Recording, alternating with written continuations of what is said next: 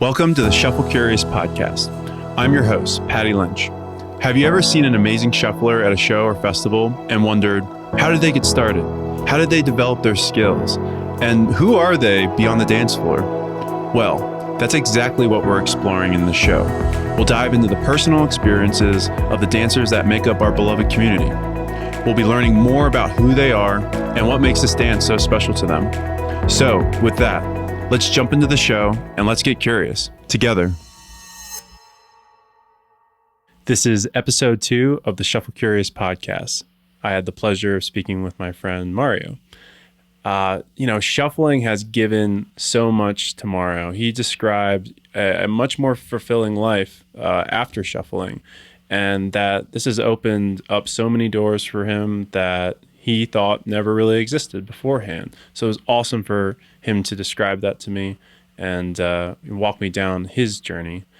You know, he talked a lot about his role in the Denver rave scene, being an organizer for the Mile High Shufflers and EDM friends as well. He's been embarking on a musical career as a DJ and also has been taking on roles at some of the local nightclubs as an artist liaison. So throughout our conversation, he had a theme, and it was just don't be afraid to express yourself, which I thought was very empowering. I absolutely love this conversation, and I'm very excited to share it with you guys. So without further ado, this is my conversation with Mario Delarosa. Mario, how are you, friend? Good. How about you? I'm good. All is well. I think I'm going to probably start sounding like a broken record starting these podcast episodes because I'm really excited to interview you, and I'm going to be excited to interview a lot of the homies that we know here in Denver for these initial episodes. So it's really cool to be able to sit down and speak with you because you were one of the first people that I was able to connect with on a meaningful level here. Just being fresh, new to the scene, kind of inviting me in here to the Mile High Shufflers, and just like the overall EDM scene that we have going here with EDM Friends, the group that you're with as well. And I think we were able to form that relationship just because we have a lot in common, we both served in the Marine Corps in a past chapter in our life. And, we both share an affinity for the dance and the music. And I think we both have an appreciation for, organizing people around that and being able to share that with others as well, just for that, that love for the dance and the music itself. So I remember when it was before I got here, I saw you on the Mile High Shufflers page, and just seeing you jumping into meetup circles and getting down and going to shows and getting down and collabing with a bunch of people in the Mile High Shufflers, and just being absolutely unapologetic in your dancing and expressive. And it was something that inspired me, and I knew that I wanted to connect with you when I got here. So it's an honor to have you on, and I'm really excited to see how this conversation unfolds. I just don't think we've had a time. We've had many conversations, but I don't think in this form and fashion we've been able to really sit down and just chat like this. So it's going to be awesome. Thank you for having me. It means a lot coming from you, actually, because seeing your own growth as well.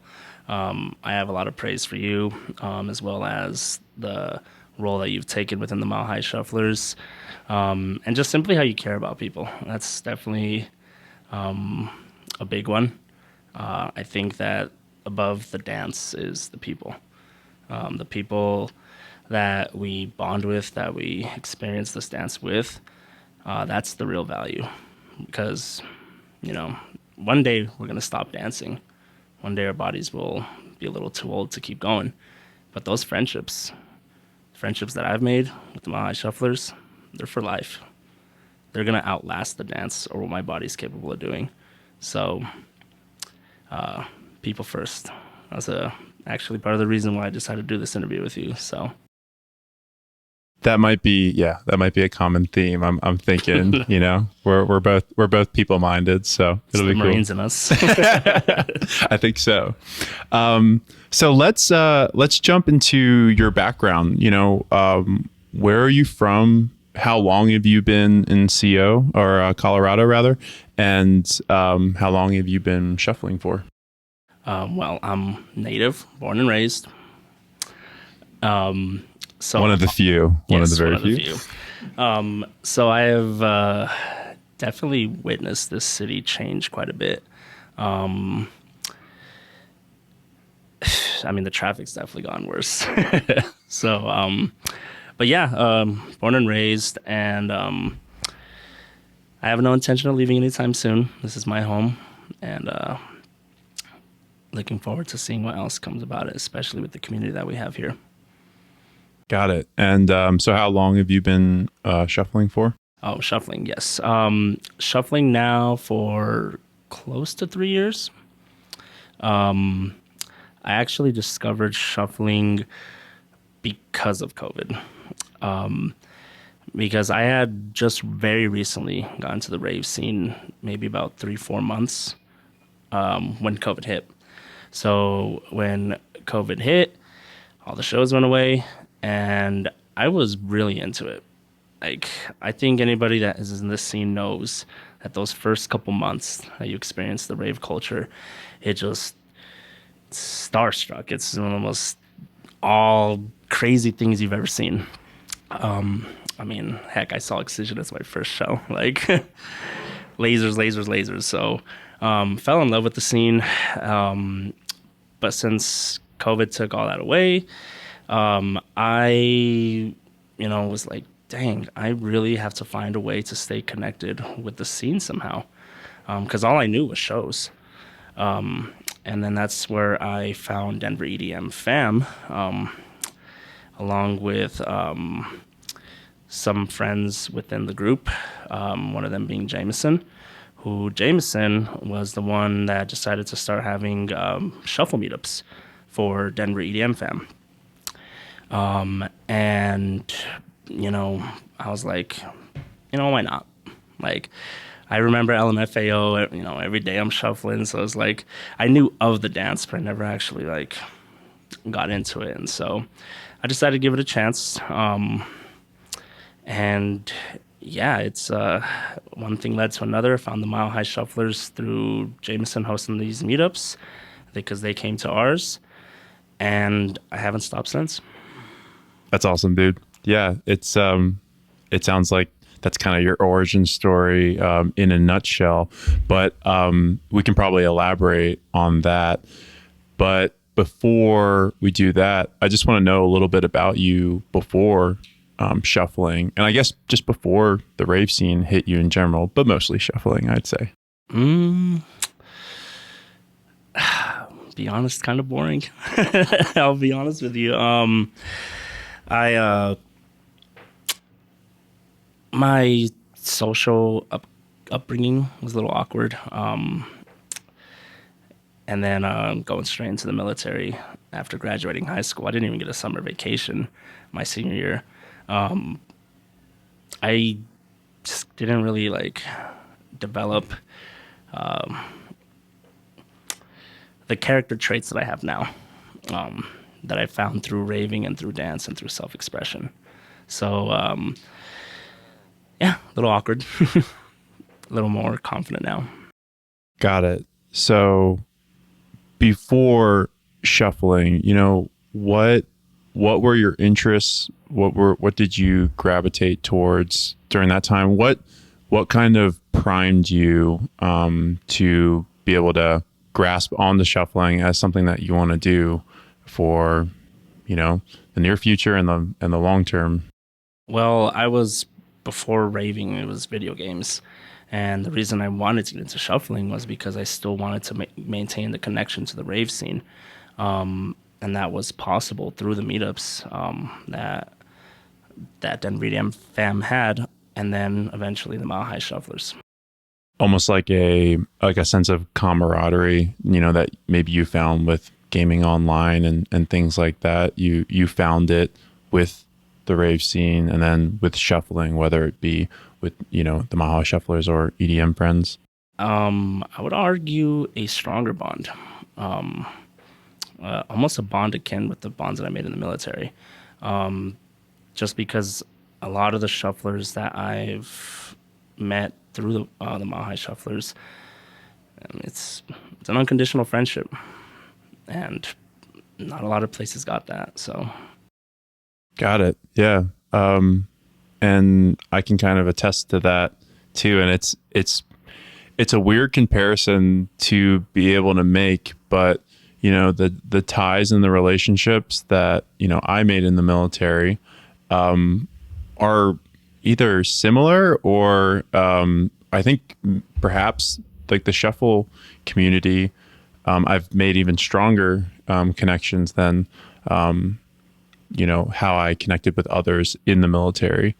And I think that's very just profound, because it's in the military, it's life or death. You know what I mean? You're developing those relationships in order to go into combat with one another, and that's what's really going to carry you forward. So to have a even stronger connection outside of that in something like just music and dance, like there's something to that. You know what I mean? It's vulnerability. Yeah, That's the one. I think so. I think that might be the the piece that really strengthens it. So and we can probably touch on that a little bit later in the interview as well. But let's go back to origins. So with your development in shuffling, I know you started to get linked up with EDM friends and Maha shufflers and stuff like that. Were you beginning to practice and shuffle before you got to those groups, or was it you got to those and then it inspired you to start doing the dance, taking the dance a little bit more seriously at that time? No, it was because of the groups. I still went to other events that Denver EDM fam hosted, along with some of their picnics, their hikes. But Jameson is the one who decided to host shuffle meetups. So shout out Jameson for that one.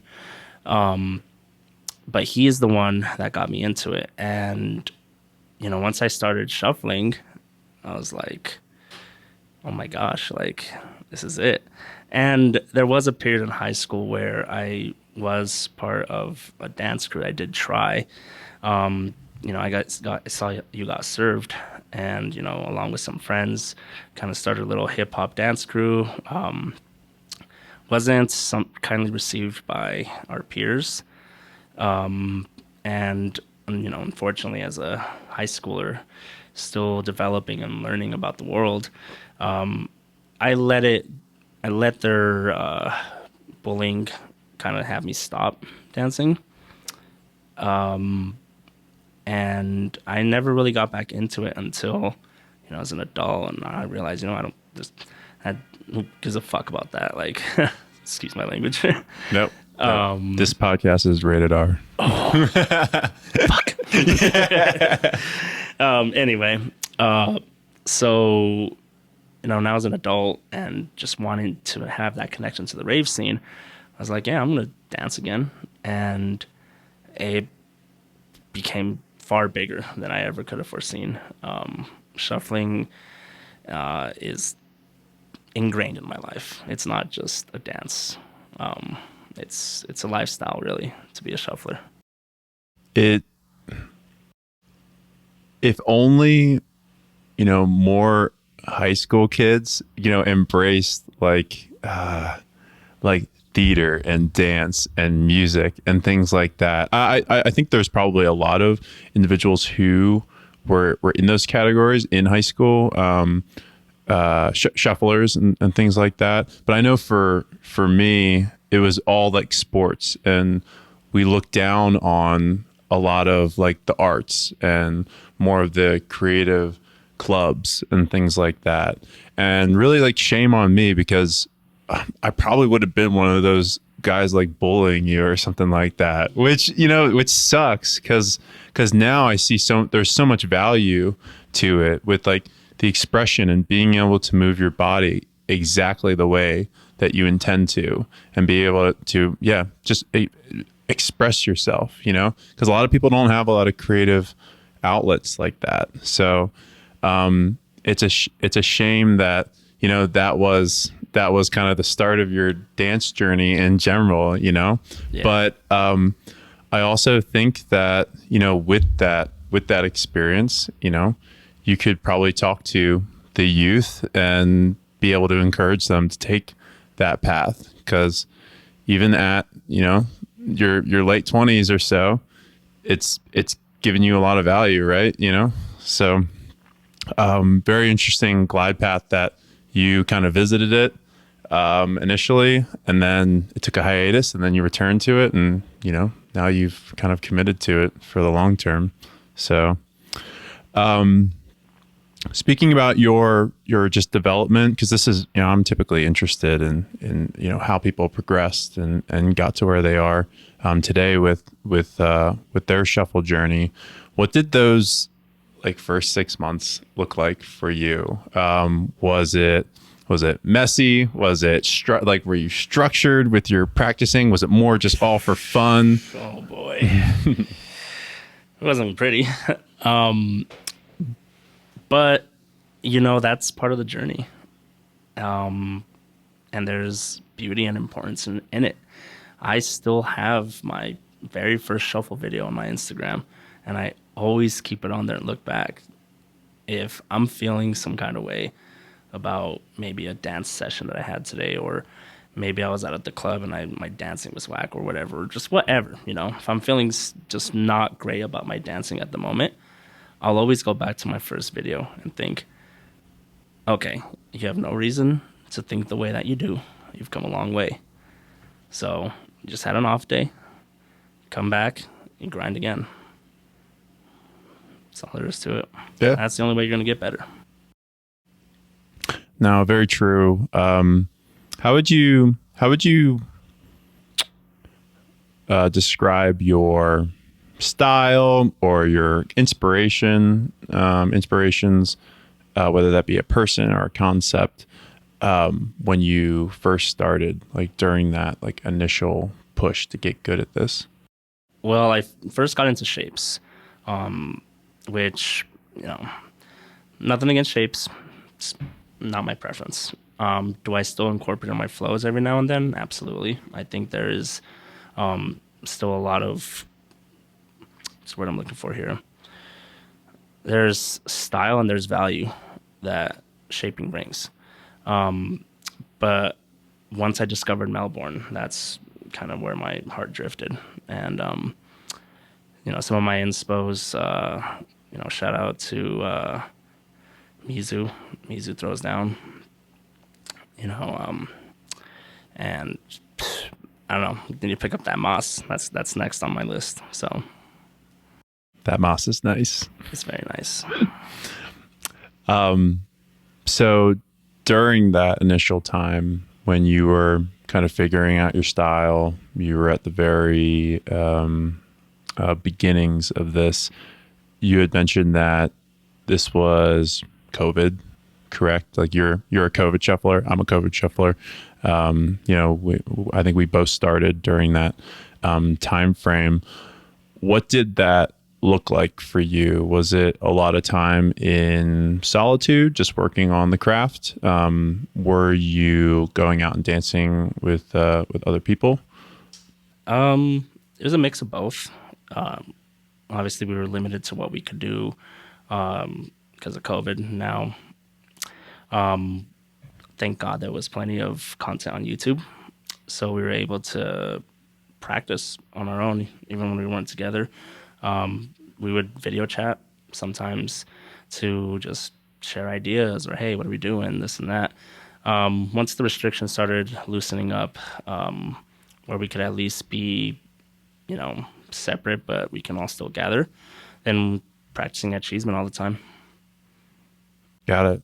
Yeah. No, it's cool. It's cool that it was almost like an outlet for a lot of people during that time to still connect with one another, whether that be on Instagram or YouTube, or some of the meetups that occurred. I know it was happening in Denver at that time. Once things started to kind of cool off, you guys started to meet again with all like the precautions in place and whatnot.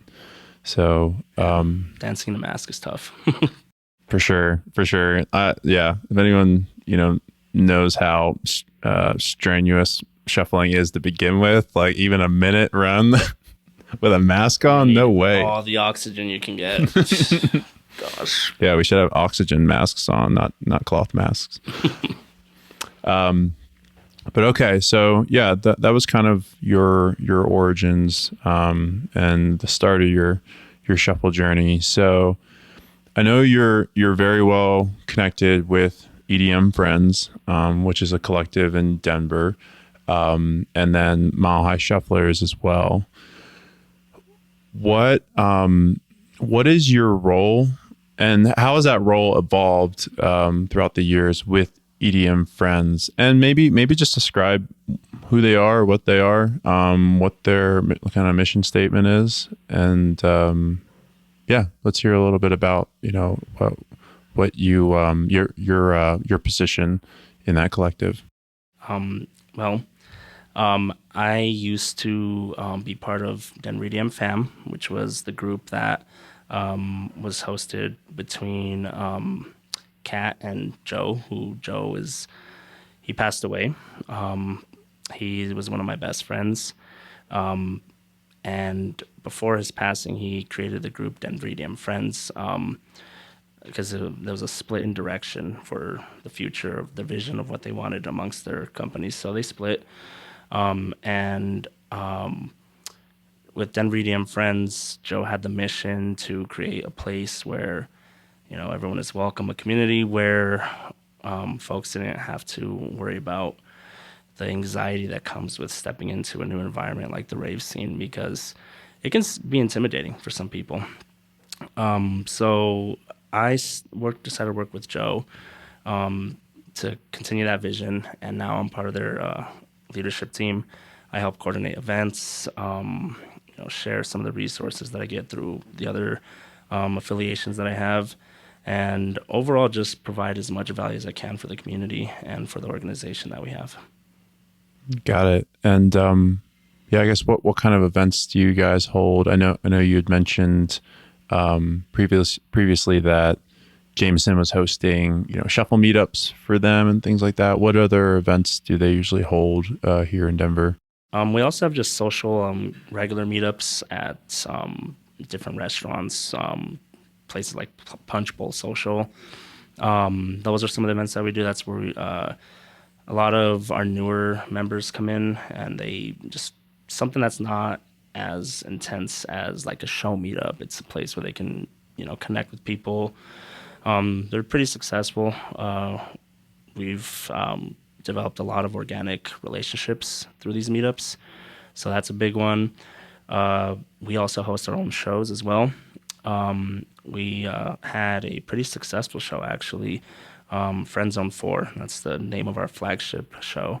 For our 4th edition, we had some great artists like Vendetta, Nicodemus, and we had artists like Blank in attendance who just wanted to see what we were about and support their friends. So it was really great to witness that. And what else? Once the weather clears up, I'll go back to hosting shuffle meetups as well, on behalf of Denver EDM Friends. But it is always nice to see my fellow Mile High Shufflers come out for those as well. Appreciate their support there.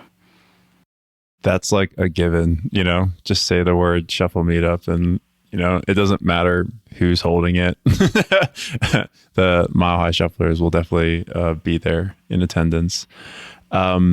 You guys also have a open decks, right? Did you mention that? No. Yeah, so we do have an open decks as well. And it's also one of our more successful events that we host. It gives DJs, local DJs, a chance to practice on professional equipment. We have a partnership with the venue, Your Mom's House. They let us use a pair of CDJ 3000s, which first time I touched the decks, I was like, oh my gosh, this is just intimidating. Like all the buttons and the controls, but it's a chance for DJs, and you've participated in them as well, to just have fun and play with pro gear, pro speakers at a venue. That's for DJs when they start off, they don't get that right away. Yet here we are giving it an open floor.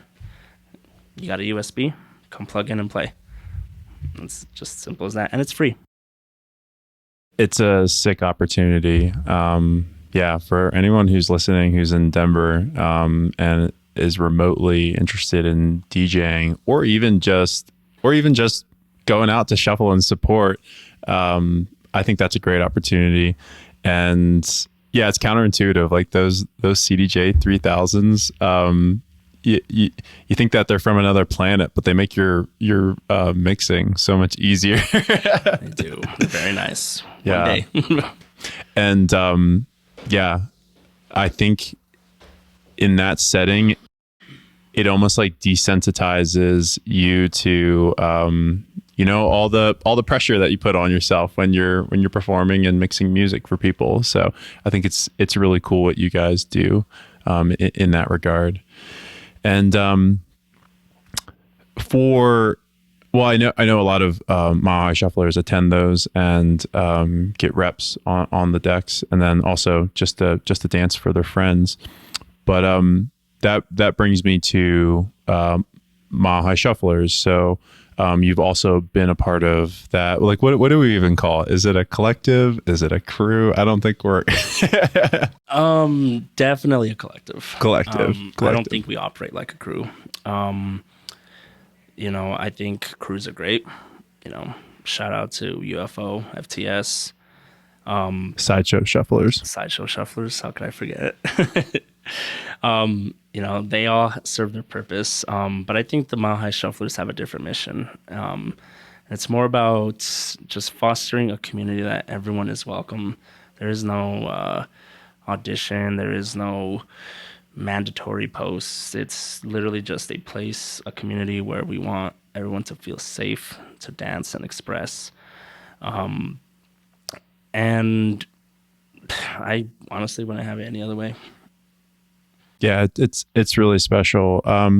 Could you maybe talk about kind of what your role position has been in that collective, and maybe the evolution in which it's progressed? So I help assist with planning our meetups, and I also help with coordinating our merch.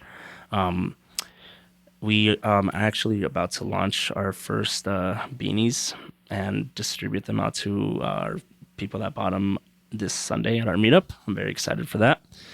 And on the meetup portion, I work with you and I work with Didi, and we discuss the logistics, the planning, and it's a lot of work. I didn't think that most of the meetups would be tough, but it's rewarding. I really enjoy it. I share a similar role with EDM friends as well, and I just like to organize and bring joy to people. It's that simple. I think we're similar in that vein. It's so cool to be able to put in some work. It's because it's always going to be work. There's going to be things that aren't fun about organizing these things. But the moment that you're in it and you see, everyone getting down, expressing themselves how they want to, DJs spinning music, good vibes everywhere, individuals who, are just onlookers, but vibing, you know what I mean? Like the meetups that we have at the Cheeseman Pavilion and things like that. You got like families rolling through and they're getting on the floor and they're dancing, even if it's just, hopping around, and, there's smiles on everyone's face. I think that's what makes it all worth it. Like the organizational piece of it, and all the logistics that go into it and all that stuff. It's definitely a labor of love, and yeah, it's cool. It's cool to be a part of, and I think you do a kick-ass job in regards to that as well. Yeah, man. Honestly, I found more joy in things being an organizer than just a participant. And that's been with raving, with shuffling. It's just fun to enjoy it, but also create something that people can enjoy as well. Yeah, I mean, and I think as like a participant, you can only take it so far. You can only participate as much as you can. Yeah. But being an organizer, you can learn from the events that you're putting on. You can make them better. You can make them bigger. You can include more people.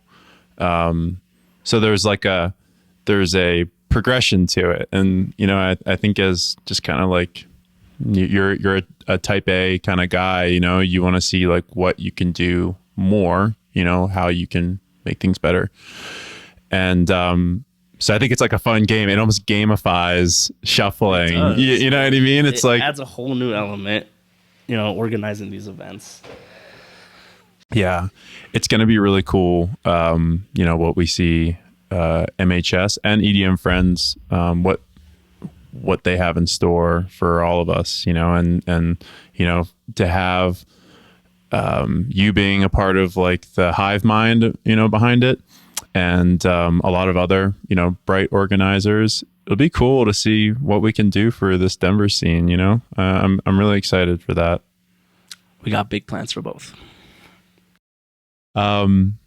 So with like taking on the organizational roles, also becoming a more competent shuffler, and just immersing yourself into this social fabric, that's pretty robust, relationships that you wouldn't have fostered in a past life. You've now been able to, have them very intimately and strongly.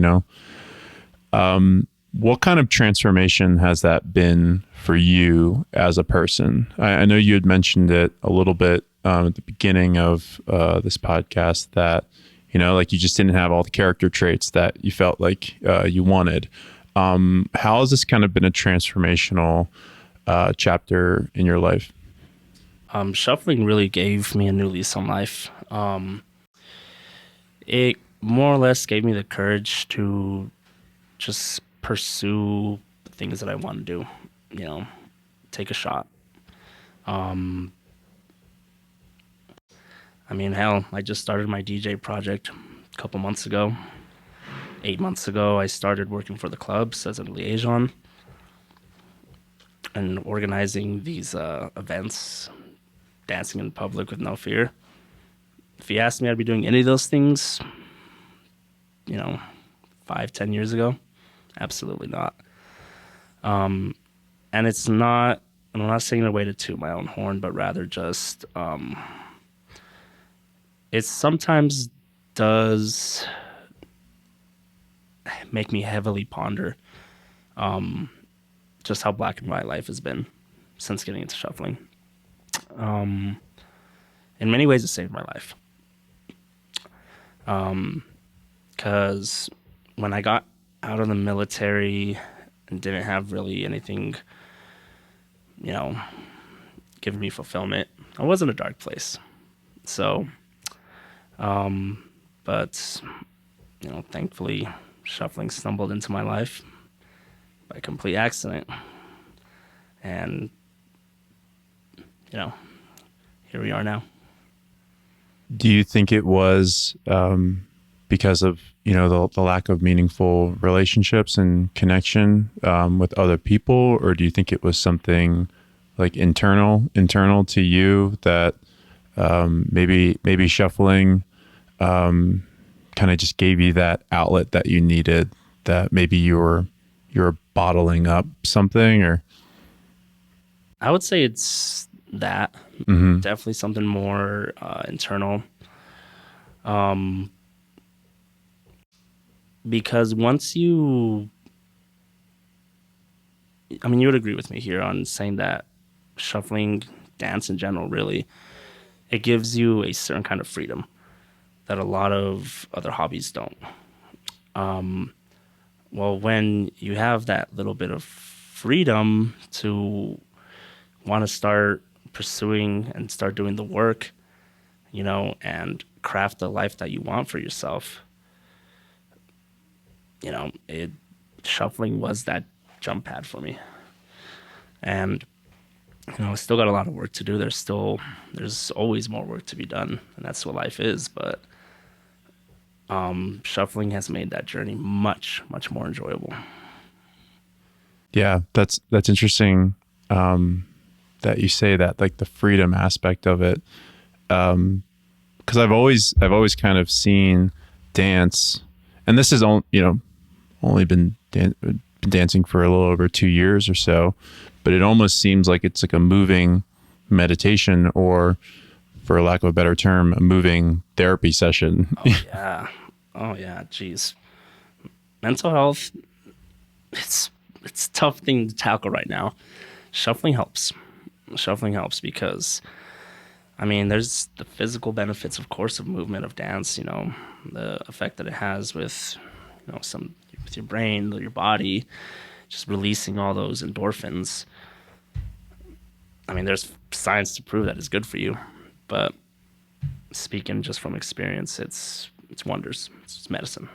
Yeah, yeah, and when you're doing it beside people who you admire and you love, and you have trust in them, and they're good friends, I think it amplifies that experience as well, because you're not just expressing that freedom that you talk about just to yourself. You're doing it for other people to witness as well, and I think that's really important, because I think we often think about what other people think about us and the judgment that they might cast on us. But when we have enough data points to say that, okay, I'm expressing exactly who I am, in front of these people, and they accept me for it, despite of, that's having enough of those data points change how your brain is wired in a big way. So no, I appreciate you sharing that with us. And I think a lot of people find shuffling at just the right time. You know what I mean? It's Weird. yeah, it is. It is. Whether it's divine intervention or what, but I think it grabs us at a good time. Maybe we didn't even know we needed it until it hits. So very cool. Yeah. So like transformationally, it's definitely had a pretty big impact on you.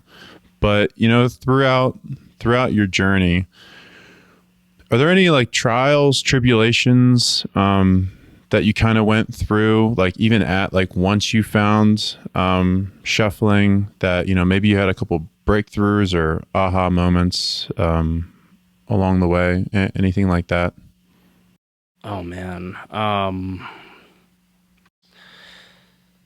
terms of trials and tribulations, I mean,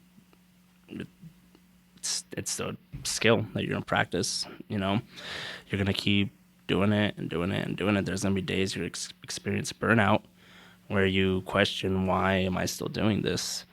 Because it takes its toll. I love shuffling, and I don't see myself stopping anytime soon. Um, but there are days when I want to shuffle and then I don't, because maybe the last 2 nights that I went out at the club, I was also shuffling. I mean, hell, me and you have gone on 3, 4 weekend nights here in Denver, and 80, 90% of those events are going to consist of shuffling. And then, we want to go practice on a Monday. No, man, it's tough. So there's that. Also, growing pains. It's a real thing. It takes its time. Progress is not linear for anybody. There are some people that shuffle for years and may feel frustrated about their progress because they see someone else who's picked it up for a couple months or a year and they're farther than them. The thing you gotta understand is there is no bad or good shufflers. There's just shufflers at different stages in their journey. So comparison, you compare yourself a lot to other dancers, and you try not to do it because comparison is the killer of happiness. But it's hard to not to sometimes. So, but I would say after about my second year of shuffling, I finally had the aha moment at EDC. The environment there, it's beautiful. If you've been to Vegas, you would know that you just feel free there. And during David Guetta and Morton's set, I like tapped into this flow state that I could have been the stuff that I was on. I don't know. Who knows? But What stuff? You weren't on anything. But I got into a flow state that was so pure, so blissful, that nothing else mattered. Like, I was just dancing. Like, for my Dragon Ball Z fans, it was like Ultra Instinct, where you weren't even thinking about dancing. You were just moving and just going, and you almost didn't even think about it. The moves just happened. It was amazing. And ever since that moment, during that set, like, the whole comparison, comparing myself to other people, kind of just like disappeared, And I really don't try to think about that anymore. I just dance, do my best. That's all there is to it. It's pretty profound that you were able to have like one set, one moment, that extinguished that like limiting belief that, you had to be at the stage of someone else's journey, or just that whole paradigm of comparing yourself to another shuffler, which it can serve you, I guess. It can motivate you in a weird roundabout way, but I think there's better ways to think about that. It's funny because this was EDC Las Vegas 2022, correct? Yeah, I was at that set with you, and I don't know if you remember, but it was me, Anamai, and I think you. I think we all just hit that set together. Shout out to Anamai for attending. She's in Germany now. We miss her a lot. Yeah, come back. Yeah, come back soon. But we were behind you as you were getting it, and like you were on a different wavelength, dude, and it was so cool to see. And just your movements were big. You know what I mean? You were rocking like 10 yards back and forth, and just like a lot of like hops and shit that I had never seen from you before. So I knew that it was it was hitting different for sure. So just that resonated with you. And I think we had talked about that set, because that was probably one of my favorite sets at EDC Las Vegas as well. But very, very neat that that was like a pivotal moment in your shuffle journey. And not to make it about me, but it was cool that I was able to see it too. Be in the flesh. Thanks, dude. We also had another really cool festival experience here recently that kind of blew my ship back, and I'm sure it did for you as well. What festival was that, Mario? Dance Lane 8. No. Oh, there's another one. Of course, Dream State, of course. But you said here, though. You said here. You did say here. I meant here recently. Like there was no like timeline associated. Okay. Yes, chronologically, Dream State would. And oh my goodness, I could talk all day about Dream State. But You had something you were going to say, so what do you think? No, not quite. I just know that. Well, I guess in like a similar vein of not comparing yourself, but you know, at EDC Las Vegas, you saw a lot of shufflers. You saw a lot of really good shufflers.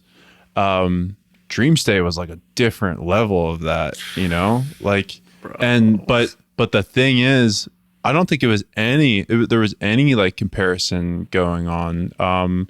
It was all of us just sharing our affinity for the dance and for the music, and it was more inspiration from one another versus any kind of comparison, you know. Like even with a lot of the organized shuffle meetups that were there, there was no folding your arms and like, and you know, just meticulously scrutinizing, Or you know, someone analyzing. Analyzing who is in the circle and what they're doing. It was just vibes, you know what I mean? And so that really stood out in the dance aspect of it. Obviously, like there was just kick-ass music everywhere, you know, any stage that you went to, like good. You couldn't get away from it. So that's what I kind of took away from that experience in a nutshell. But yeah, I'd like to hear a little bit more about what your experience was like, and you know, let's feel free to be like the poster children of Dream State right now, because it was pretty dope, dude. Oh man, look, if you're a shuffler, you got to go to Dream State at least one time. It is truly a shuffler's paradise.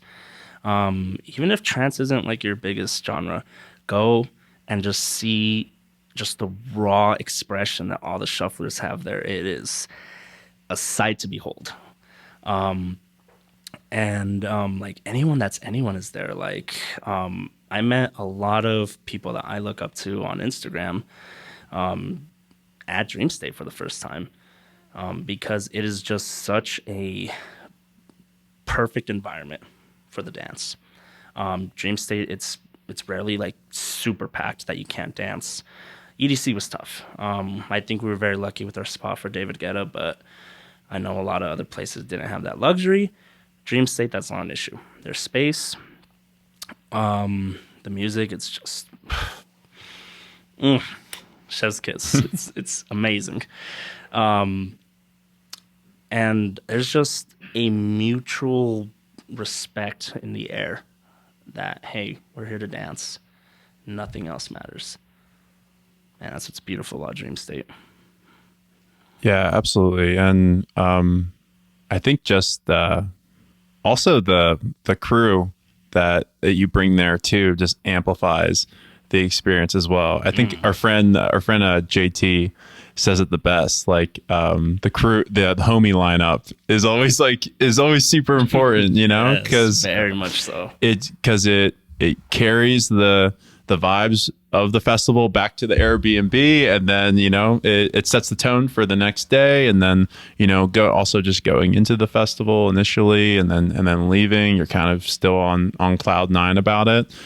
So also the people that you surround yourself with there, and the prior relationships that you had made, you know, just and the new ones, and the new ones, yeah, for sure. A lot of new faces, or familiar faces that you had never met before, and you were able to, you know, kind of, whether that's just catching a groove with someone that you knew from Instagram, or someone that you just had no clue that they even existed, and you're like, wow, like this is a talented person, and they're genuine, and you know they like the same music as me, and you relate on so many different levels.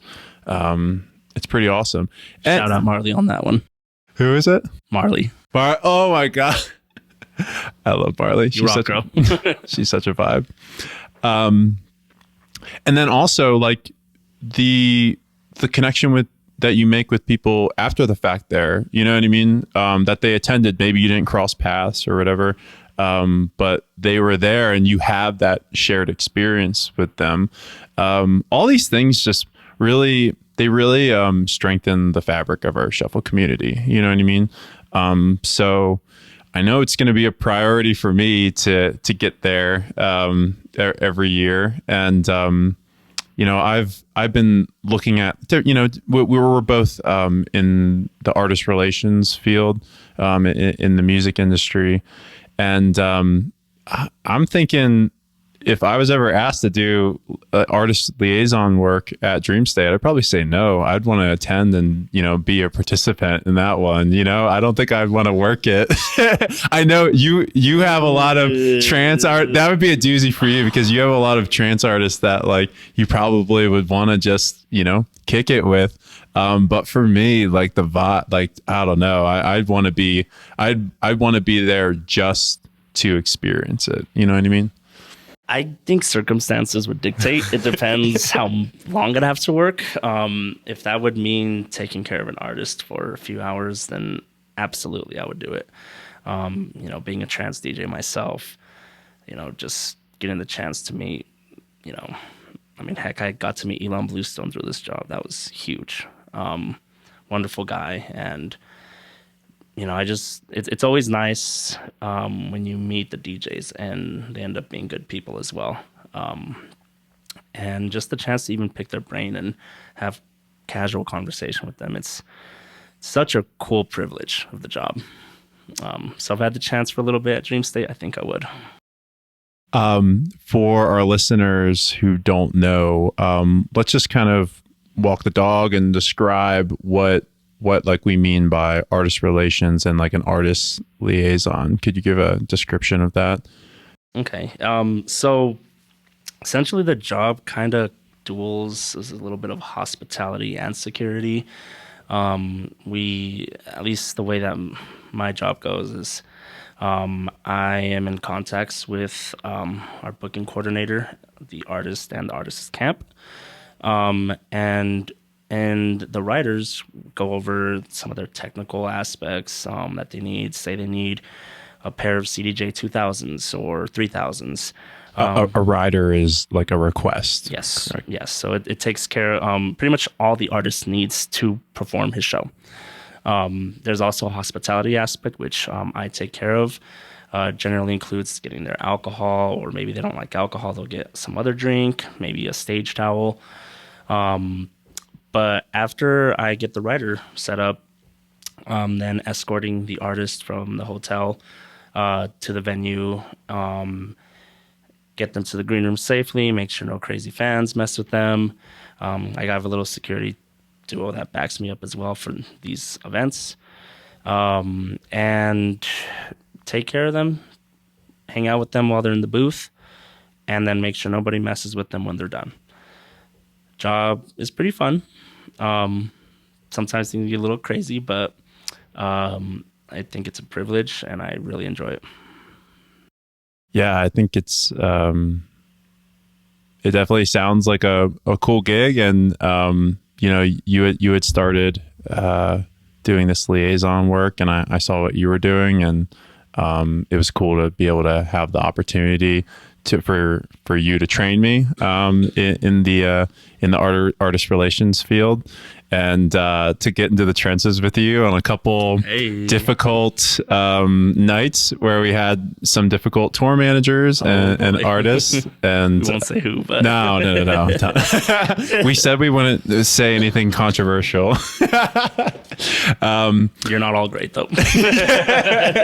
There's a lot of genuine ones, but there are a couple bad apples. We'll just say that.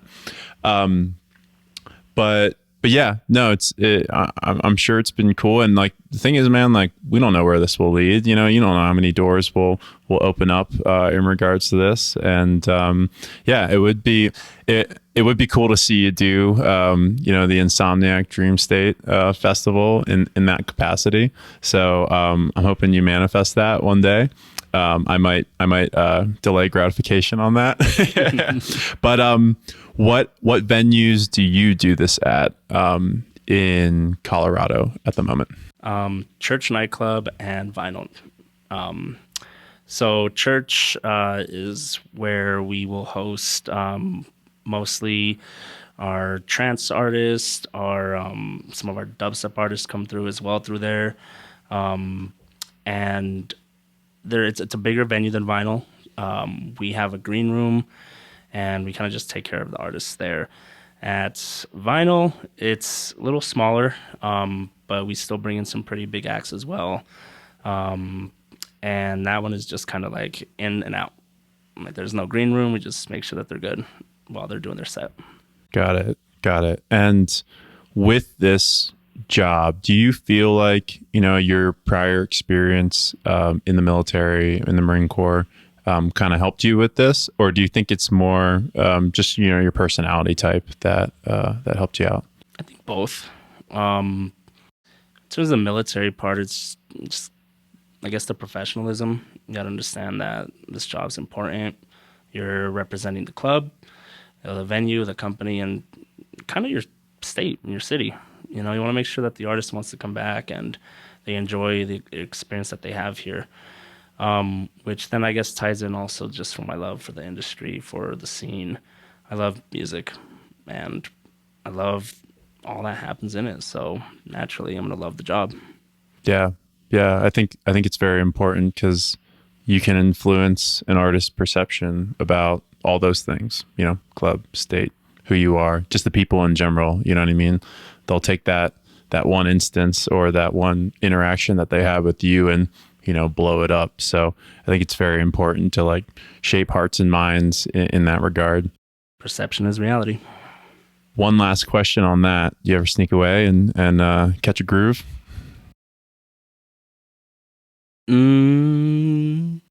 Our boss might be listening. Yeah. I do sometimes. It's very brief though. I still keep eyes on all the situation and make sure the artist's taken care of. Sometimes artists can be very minimalistic, where they don't even want me in the booth. They just want to make sure that they are left alone. No one messes with them. They play their set. They get out. Boom. Everyone's happy. So those are generally the ones where I get a chance to sneak away for a bit. Situation depends. Always. Got it. Well, awesome, man. Yeah, this has been a lot of fun, but I think we're coming to an end. But I would like to ask you the questions that I ask every guest. So this is the world famous Final Five. But yeah, so I'm going to ask you 5 questions. Like I said, every guest on the show will answer these. So we'll see how yours line up with the rest. So the first one is, what is your favorite music genre? Trance. Trance all the way? It's not even close. Funny thing is I started with dubstep though. And I still love dubstep. I mean, heck, I just went to Excision, a couple weeks ago. That was great. But trance has really just taken my heart. And it's the genre that I want to spin. And hopefully something could come from that too. Yeah, and produce, right? Of course. Got it. All right, next question. What is your favorite place to dance?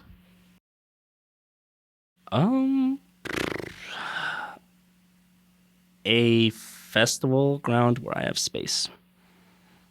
Okay. Clubs are cool, but being in a festival environment, the lights, the air, the feeling, the friends, if they're there with you, nothing can compare.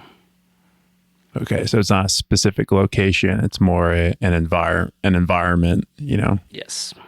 Very good. Cool.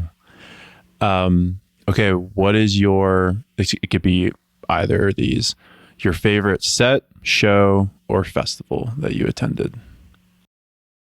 Dream State and Blastoise set was absurd. Psytrance has really grown on to me lately, and that set just it's beautiful. That was stupid. Dude, when he threw down his 7 Lines remix of Island, that blew my freaking shit back. That was amazing. Yes, absolutely. I resonate with that. That's awesome. Next, change gears a little bit. What is your favorite book? Favorite book? Well, I can't think of a favorite book right now, but I am reading a book that's really have just captivated me lately. It's The Denial of Death. And it takes a very in-depth look at our mortality and the way that people view themselves. Personally, I have found this book to make the fear of death just a lot more comforting, more easier to manage. I think it's a great book and people should read it. Got it. Yeah. It seems heavy at the surface, but it seems like it's kind of, helping with some kind of healthy mindset around it. It brings more value to life when you come to terms with your mortality. That's deep, yo. That's awesome though. Hopefully people take these book recommendations or whatever individuals are reading and check them out, you know? I wish I could remember who it's from. I can't remember off the top of my head, but the Denial of Death. Okay, we'll put it in the show notes. For sure. Okay, last question, and this is the one I'm always most curious about. So if you were to put any message on the main stage production of a big festival, let's think like Tomorrowland or EDC Las Vegas, what would that message say? Don't be scared and do it. Don't be scared. Just do it. Yeah. No Nike swoosh. No, I don't want to get sued for copyright infringement. No, that's awesome, man. Okay, so we're about at the end of our time together. Is there anything else you'd like to share with the listeners before we say our farewells? Just keep dancing, and who cares what other people got to say? That's a very Mario quote, and I think we've kept like a pretty solid theme. You know what I mean? Just be yourself, express what you need to express. Don't take yourself too critically, and this life is very short, and live it in accordance with how you want to live it. So I think that was a great message throughout.